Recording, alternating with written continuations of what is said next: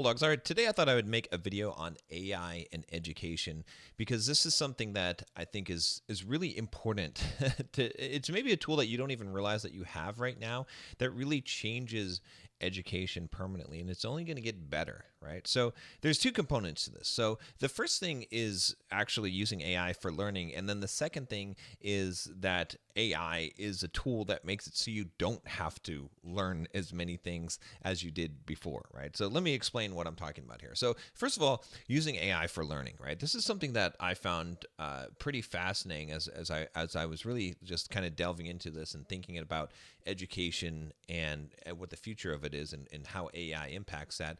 And I realized that if there is any subject that I wanted to learn, I could basically just ask ChatGPT about it. And anything I was curious about that I didn't understand, I could ask further questions about it. I could ask ChatGPT to give me a lesson plan for learning about a thing. I could ask it to create lessons and teach me the things. I could ask it to quiz me. I could ask it to give me explanations for the answers if I got them wrong and to create specific lessons that would teach me those things so that I could learn those things, right? So you can essentially use ChatGPT as your personal tutor.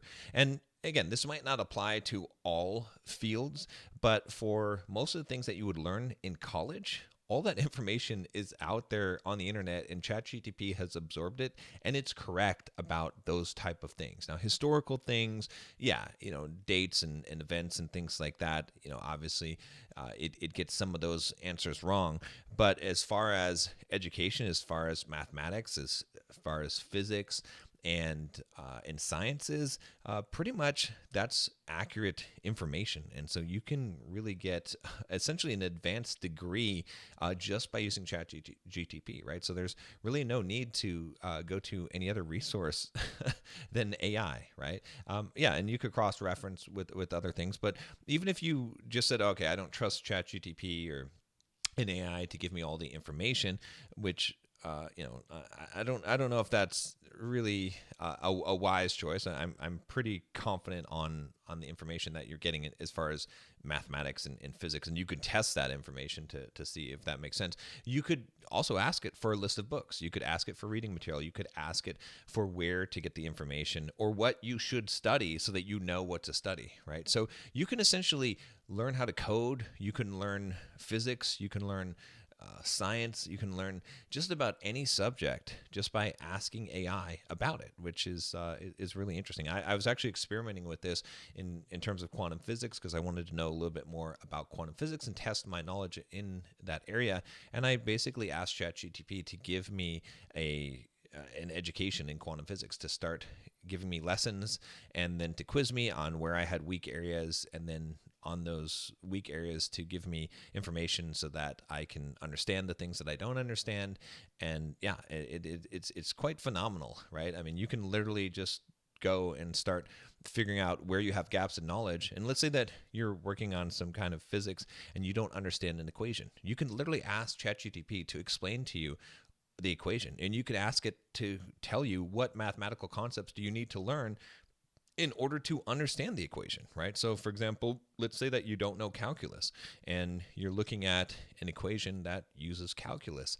You can have ChatGPT break that down to for you. You can have it tell you exactly what mathematical lessons that you need to learn in order to be able to understand that and what the base components of those are, right? Because if you don't, what are the building blocks you need in order to actually get to the point where you understand a thing, right? You can do this with foreign languages, right? You can have it teach you a foreign language step by step. Now, obviously, speaking it is a more effective way to do that. But even with a lot of AI now, you can have a voice component to that, and it can even talk back to you. So it's amazing what you can do with this technology for education, right? There's no reason why you cannot. Education has become completely accessible to everyone, right? You can even have it write programs for you to quiz you, right? Not that those programs don't already exist, but it's amazing if you really think about this, right? So I would challenge you to really think about any kind of subject that you want to learn and see if you can learn that from ChatGPT. Now, there are some shortcomings in areas that are not in traditional education where it might not be able to help you as much as practical knowledge that people have, right? So for example, let's say trades, right? It's probably not going to be able to help you to learn how to be a plumber. All right. Although it can teach you all of the concepts of plumbing or electrical engineering, but you're going to have to, practically get your hands dirty in order to learn those things. It's probably not going to be able to teach you how to make viral social media posts or to do online marketing. Although it can give you a lot of the concepts that would be useful in that area, right? So there are some limitations, but it's not very many, right? It really is quite extraordinary what you can do with something like that, right? Think of it as almost, if you think about one way to look at it is if you've watched the television program Inspector Gadget, right? And remember Penny in that program, she had this little computer book that could basically do anything. That's essentially what we have with AI now. So the second thing I was going to talk about here is whether you even need to learn a lot of things, right? So when we had the calculator, we didn't really need to learn. Once we had pocket calculators, we didn't really need to learn a lot of the mathematical derivations of complex calculations, right? It's useful for building on that knowledge, but essentially a calculator changed it. So a lot of things that people had to memorize before, they didn't have to memorize.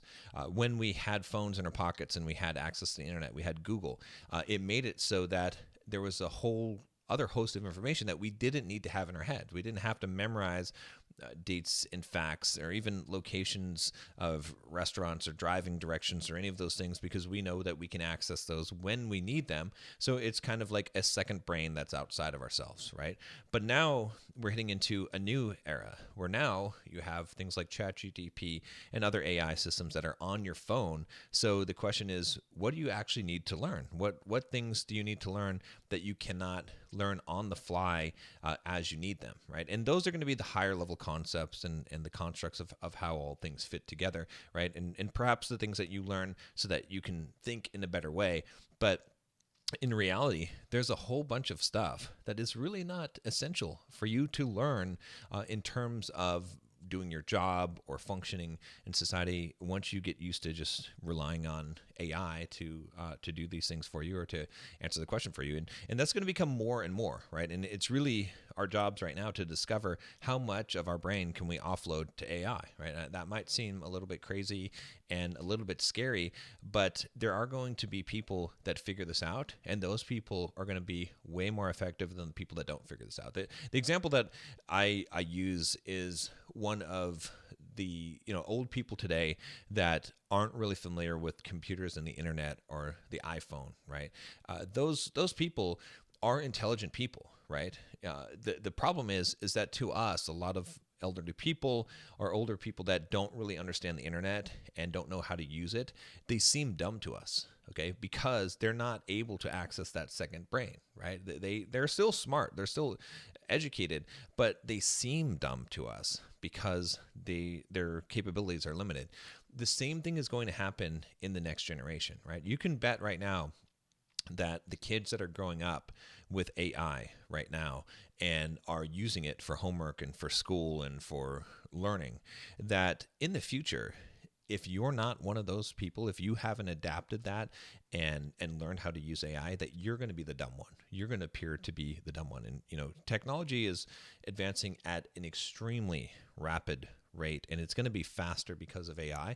So it's really essential, right? Again, I'm trying to talk to myself about this at the same time as that's part of the reason why I'm recording this video, is because many times I forget that I need to be utilizing AI every day.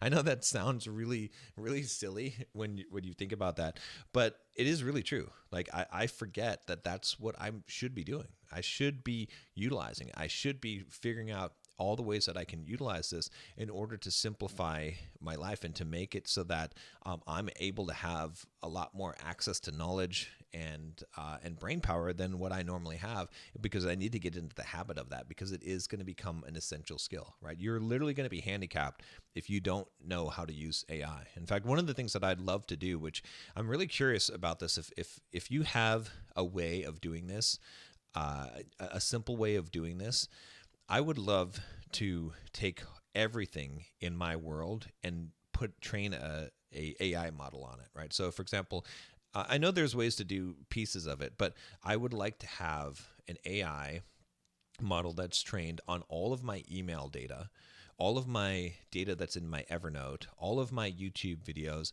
basically all of my documents that are in my Google Drive, all of my photos that are in my iCloud or photo, right? So it would have access to just about everything, all the data points that I have in my life, and then I could query it about anything. I could ask it about what I've ordered in the past on Amazon, or when I went on this trip, or what I have upcoming on my calendar, or to just what would I say when what kind of things have I talked about before in the past in YouTube videos that are reoccurring themes, like all kinds of questions I would love to ask it. So if you've got a good way of doing this, I've done a little bit of research on this, but I haven't found a sort of all-in-one solution to pull in all of this data and to keep this data updated.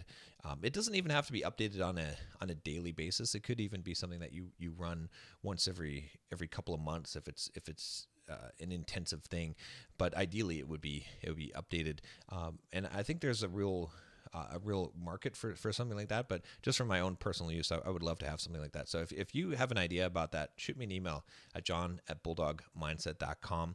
And guys, if you're liking these videos, these daily videos, I do have a favor to ask from you, which is give this video a like and leave a comment down below and just let me know what you think about this. And then also, I do have a playlist that has these videos where you can watch every single video as I'm doing these daily videos. And if you like these videos and you want me to continue doing them, I would appreciate the support on that so that I can get a little bit more reach on the videos. And and if you just want to integrate this into your morning routine, I'll be here every day giving you a new video, and I'll see you tomorrow.